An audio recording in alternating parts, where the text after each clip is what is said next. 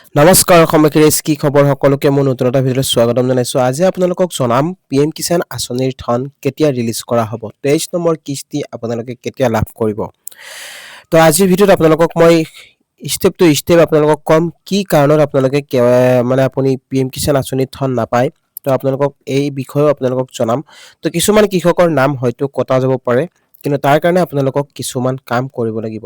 তো এই কামকেইটা যদি আপোনালোকে কৰে তেনেহলে আপুনি নিশ্চয় পিএম কিষাণ আঁচনিৰ ধন পাবলৈ সক্ষম হ'ব। আৰু কোনসকল কৃষকক দিয়া হ'ব পিএম কিষাণ আঁচনিৰ 23 নম্বৰ কিস্তি, তো সবিশেষ জানক আজিৰ এই ভিডিঅ'ত। তো গতিকে ভিডিঅ'টো কোনো স্কিপ নকৰি শেষলৈকে চাই থাকিব। বলক ভিডিঅ'টো আৰম্ভ কৰোঁ। Welcome to my channel good luck Assam.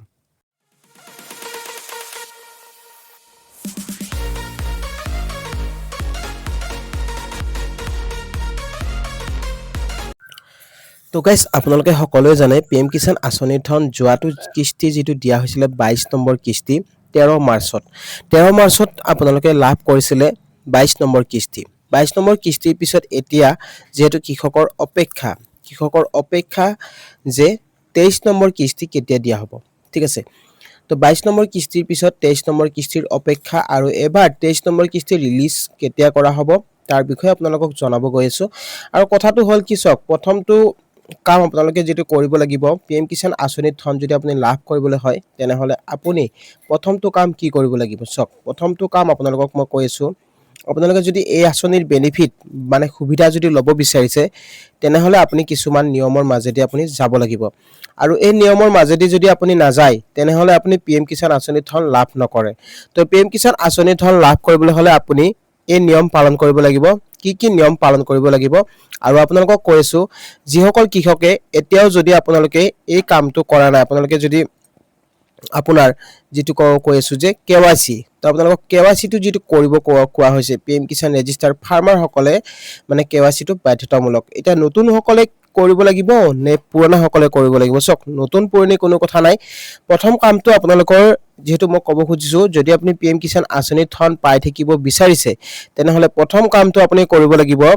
আপুনি নাও ইয়ৰ ষ্টেটাস, আপোনাৰ যেটো ষ্টেটাস আছে সেই ষ্টেটাসটো আপুনি প্ৰথমতে চেক কৰি ল'ব, ঠিক আছে। আপোনাৰ ষ্টেটাসটো যেতিয়া আপুনি চেক কৰিব পাৰিব তেতিয়া আপুনি গম পাব যে আপোনাৰ কি প্ৰবলেম হৈ আছে। তো নাও ইয়ৰ ষ্টেটাসটো একেবাৰে সহজ উলিয়াবলৈ ইয়াত আপোনালোকৰ পিএম কিষাণ যেটো ৱেবসাইট আছে ইয়াত আহাৰ পিছত আপুনি নাও ইয়ৰ ষ্টেটাস এই অপচনটো আপোনালোকে এনেকৈ দেখিবলৈ পাব। তো ইয়াত যোৱাৰ লগে লগে আপোনালোকে আপোনাৰ ইয়াত এটা ৰেজিষ্ট্ৰেচন নম্বৰ দিবলৈ কৈছে। তো ইয়াত আপোনালোকে ৰেজিষ্ট্ৰেচন নম্বৰটো দি দিব। তাৰ পিছত আপোনালোকে কেপচাৰটো দিব লাগিব। কেপচাৰ দিয়াৰ পিছত গেট অটিপি বুলি অপচন আহিব। গেট অটিপিত আপুনি গুচি যাব। গেট অটিপিত যোৱাৰ লগে লগে আপোনাৰ ৰেজিষ্ট্ৰেচন মানে কমপ্লিট হ'ব। তো আপোনাৰ যেটো ষ্টেটাস আছে সেই প্ৰক্ৰিয়াটো কমপ্লিট হ'ব। কমপ্লিট হোৱাৰ পিছত আপোনাৰ যেটো ডাটা আছে সেই ডাটাখিনি ওলাই আহিব। তাত দেখুৱাব যে আপোনাৰ কেৱাইসি মানে ঠিকে আছে নে নাই। প্ৰথমটো অপচনত আপোনালোকক দেখাব পাৰে, আপোনাক দেখুৱাব যেটো লেন্ড শেডিং, তো লেন্ড শেডিংটো আপোনাৰ ঠিকে আছে নে নাই। তাৰপিছত কেৱাইসি, তাৰপিছত দেখুৱাব আপোনাৰ আধাৰ টু বেংক একাউণ্ট শেডিং। তো এই বস্তুখিনি আপোনালোকৰ যেটো ইম্পৰ্টেন্ট হয়, ঠিক আছে। তো এই বস্তুখিনি যেতিয়া আপোনালোকে কৰিব তেতিয়া আপোনালোকে আপোনাৰ সমস্যা নাহে, আপুনি পিএম কিষাণ আঁচনিৰ ধন পাই থাকিব। তো এতিয়া আপোনালোকক লৈ যাব খুজিছো এটা ৱেবসাইটত। তো বলকচোন আপোনালোকক মই দেখুৱাম কেনেদৰে আপুনি পিএম কিষাণ আঁচনিৰ ধন লাভ কৰিব আৰু কি কৰিব লাগিব, কেতিয়া আপোনালোকক 23 নম্বৰ কিস্তি ৰিলিজ কৰা হ'ব, গোটেই আপডেট আপোনালোকক দিম, ঠিক আছে। তো ভিডিঅ'টো একেবাৰে শেষলৈ চাই থাকিব, একেবাৰে স্কিপ নকৰিব। তো ৱেবসাইট এটাত লৈ যাব বিচাৰিছো, সেই ৱেবসাইটটোত আপোনালোকে গৈ আপোনালোকে কি কৰিব লাগিব, ঠিক আছে, মই দেখুৱাইছো। তো গাইস আপোনালোকক লৈছো এটা ৱেবসাইটত, ঠিক আছে। সেই ৱেবসাইটটোৰ নাম হৈছে amarujala.com। তো আপোনালোকে amarujala.com ত আহিলে আপোনালোকে এই বস্তুটো আপোনালোকে গম পাব যে কেনেদৰে আপুনি পিএম কিষাণ আঁচনিৰ সুবিধা লাভ কৰিব, ঠিক আছে। তো ইয়াত আপোনালোকক চাওক, প্ৰথমতে ইয়াত কি লিখি দিছে চাওক। ইয়াত জনাইছে যে পিএম কিষাণ योजना क्यों जून में जारी नहीं होगी 23 কিস্তি। ইয়াত প্ৰশ্ন কৰিছে যে 23 নম্বৰ কিস্তি এবাৰ জুন মাহত দিয়া হ'বনে নহয়। তো ইহা জানে কিষাণ। তো এতিয়া জানো আহক স্যার, পিএম কিষাণ योजना 23।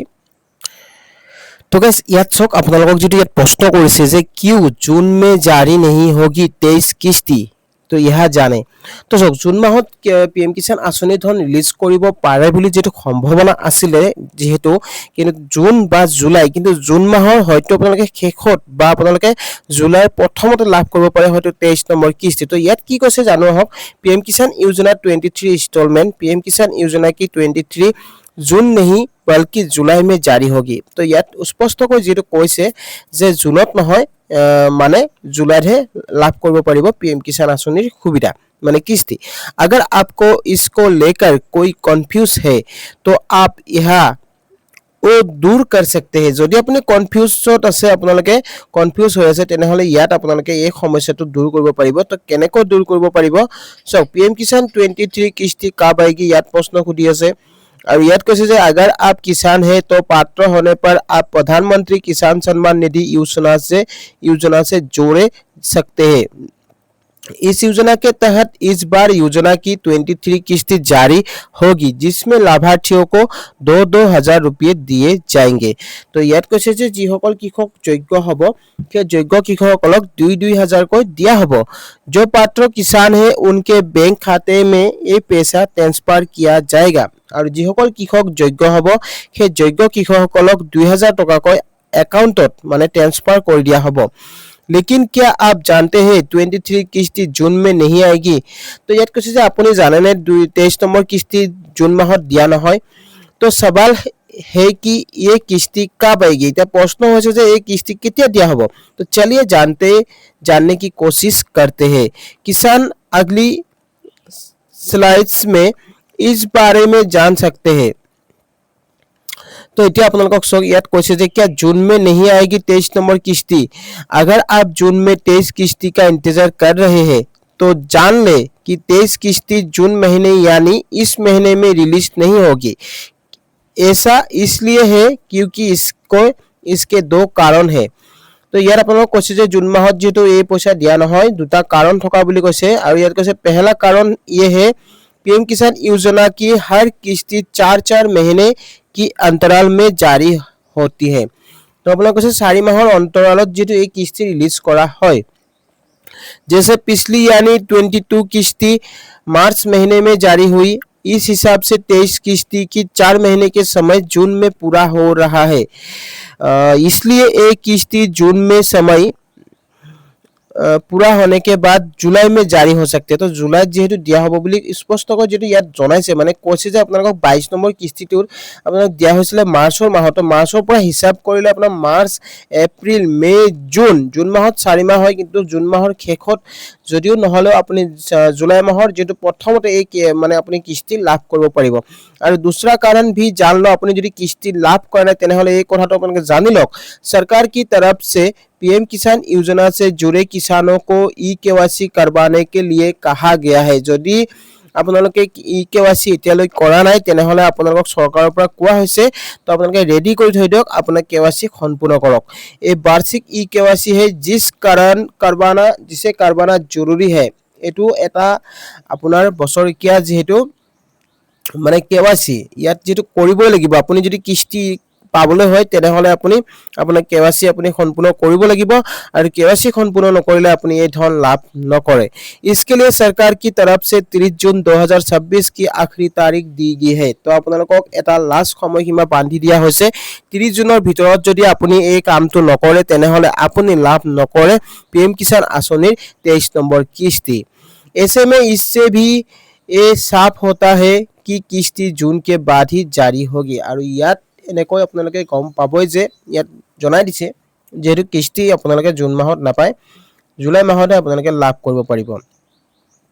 तो याद कैसे 23 किस्ती का आएगी कब और माना जा रहा है कि जुलाई महीने में 23 किस्ती रिलीज हो सकती है तो याद 23 नंबर किस्ती केতিয়া আহিব তাকো জনাইছে और याद कैसे महीने की शुरुआत की सरकार की तरफ से किस्ती जारी होने की तारीख घोषणा हो सकती है हालांकि अभी तारीख के लिए आधिकारिक वेबसाइट इन जानकारी इंतजार है तो এতিয়ালৈকে কোনো ধৰণৰ সৰকাৰি নটিফিকেশন দিয়া নাই আৰু আপোনালোকক এটাই কথা